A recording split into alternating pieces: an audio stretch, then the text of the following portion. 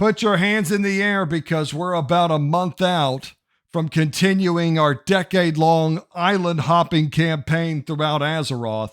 And it's a very exciting time for the retail community because if you know anything about the retail community, their favorite formula, the one that they'll go on the forums, the subreddits, and tell Blizzard, this is the best WoW has ever been. And that formula is you take a completely dead world with empty capitals and slap a pretty new island, some random place on the map, and the retailers will break that up into white powder and take it right off their desk.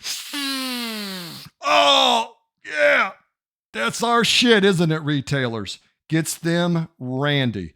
The only thing that fires them up as much as a new island is a pirate-themed game mode where you use mage spells on land. That's another thing they seem to just absolutely eat up. And we've got to be very excited for the retail players because look here. Look how small these little islands are getting now. Look how many we can fit. 1, 2, 3, 4, 5, 6, maybe here 7, 8, 9, 10, 11. We got like 11 more expansions on this map for the retail players.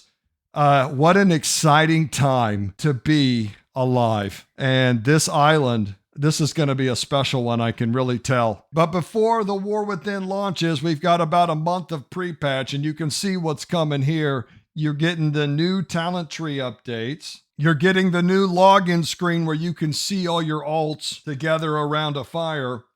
Skywriting will go live, which is dragon riding for non-dragon mounts. And then there will be the Radiant Echoes pre-patch event where you're going to get new quests and events, and past bad guys are going to spawn every 30 minutes or so, and you can go out there and get new bag, new catch-up gear, new mounts, new T-Mogs, you know the deal, pets, you know the formula. All that's coming this Tuesday, and so we'll have about a month of pre-patch to check out all the class changes and get a feel for how things look before we head into the War Within. Of course, we will not have the hero talents and all of that stuff, but we'll get to try out all the changes they've made so far and see how we like them. And speaking of changes, boy, there's been a ton of them, from Mythic Plus changes to class changes. And now, look, they just threw 60% stamina increase on everybody, trying to sort out this healing damage problem that they're having with the damage being too spiky. The problem, of course, is always and has always been the scaling in this game. You get new gear, it's got bigger numbers, and so your numbers go up. And their solution is to just throw HP at the problem and hope it makes it feel better.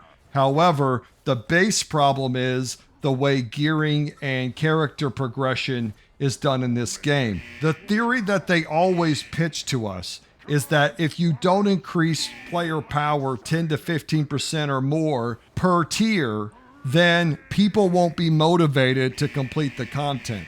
I'm not sure that I completely buy into that.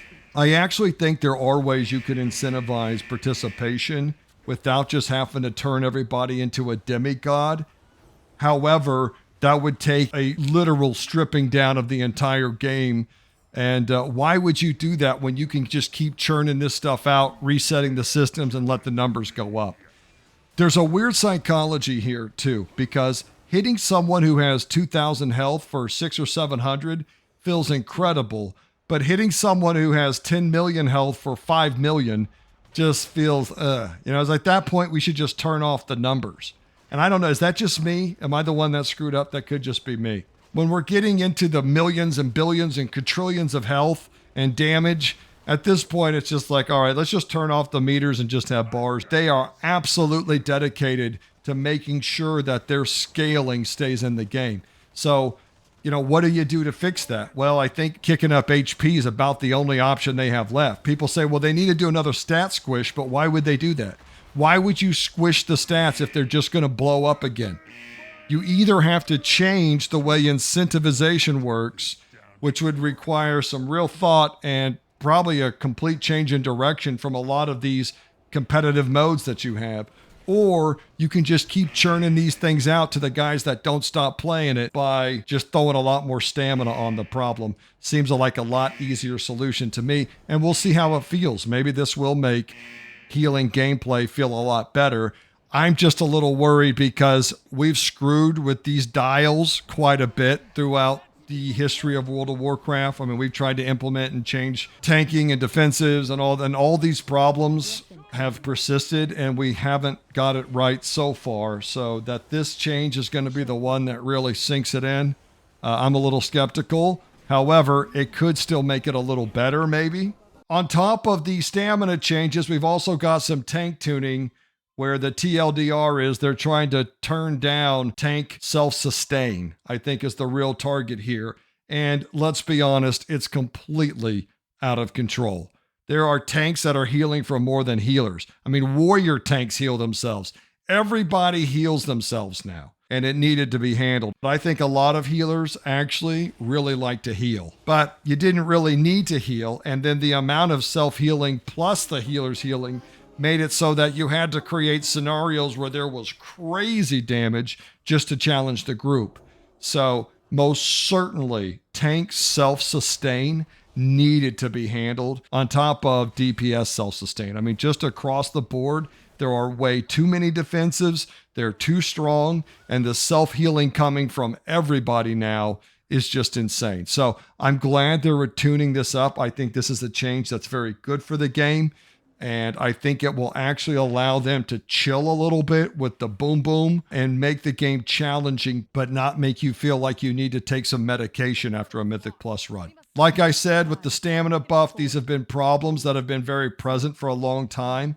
And it's a little concerning that we're kind of just now getting to this stuff. However, I think we're about 2 months out from the first season starting, and it's better late than never because it's something that most certainly needs to be addressed. You got to start somewhere, and here's hoping that they really stick with this and knock it down a lot of the self-sustain and defensives going on in this game, because they've just gotten completely out of control. And here's the greatest change made to all of World of Warcraft so far, and that is that the deserter debuff for quitting on your team in competitive content now gets applied account-wide.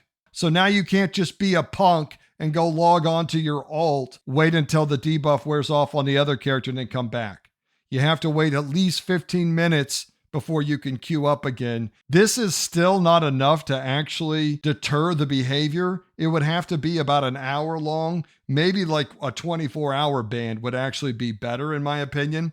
The difficulty, of course, is how do you delineate between people that quit and people that disconnect, especially when you have consistent bugs like mind control disconnects that happen very consistently still. That makes it kind of rough to really hammer down on these people. But I'm glad to see that they understand that there's a culture of quitters, especially in the younger men playing video games these days. It's like an entire legion of losers that seriously do not have the emotional ability to handle losing in a video game. Dude, the amount of times I've gone 0-6 in solo shuffle, and then on top of that, the amount of times I'm about to go 6-0, and then the other healer bounces. It just sucks. It just sucks when you'll take their lumps and the other guy won't. And this penalty should actually be a lot steeper for that. I know they lose some rating and stuff, but it should be, I mean, they should lose all their rating and have to start at 0, in my opinion. Just clear it out, because this culture of quitters has to be addressed, because it's getting worse, not better. And it will seriously ruin your competitive game modes if you let it consistently happen enough. It's crazy when you grew up like I did, and a lot of you guys will relate to this. Remember when you used to show up to the gym, load up on a bus, drive all the way across town, and all of a sudden shit just broke down in the first 2 quarters, and the other teams run up like 35 points on you. I remember this happened to me. And we went in at halftime 35-3. And the only reason we got the 3 was because the other team fumbled on an option play at their own 27. And we had one of those little 4-foot soccer players with a cannon attached to his hip. And so he put us on the board. This kid was kicking like 40-yard field goals in Pee Wee League. So he got us on the board. Then you had to go in at halftime, and your coach just started reaming you. You guys got your head up your ass. I don't know what the hell's going on, but you need to pull it out. We're going to do this. And he'd come up with like this really not likely plan to fix everything. And in your mind, you're thinking, boy, coach, it really just feels like they're a lot more athletic and faster and just better in every way. And he was like, no, hell no.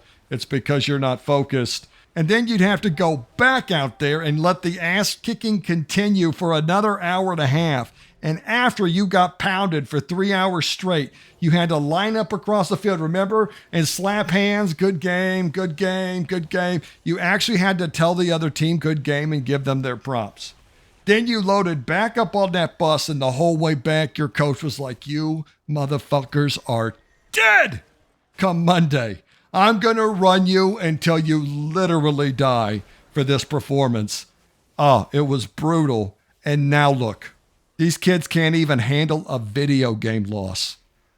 We have created just the biggest pussies in all of human history, I think. How we mourn for their fathers. They probably didn't have dads. That's why they act that way. Well, good.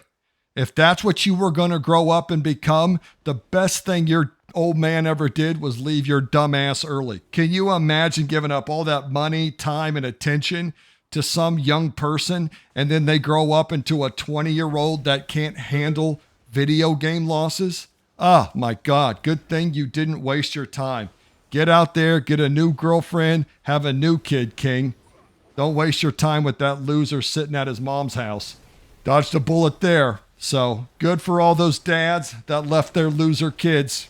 But I digress. So there's a stacking deserter debuff that's account-wide now. This won't be enough to deter the behavior, but at least they're acknowledging that the behavior is there and they're trying. But despite everything that's coming in and changing, one thing remains the same, and that is the fact that the best part about pre-patch is pre-patch PvP. Everybody's in here checking out their new spec, taking it for a spin, and it's unbalanced, it's chaotic, it's wild, and it's a blast. I mean, there's no way to learn your class like playing it in PvP. It teaches you to use your offensives, your defensives, to have better awareness, helps you get your UI sorted out. Come on. You know what you need to do. You make sure you queue up for those random battlegrounds and those epic battlegrounds. And I'll see you guys out there real soon. Oklahoma out.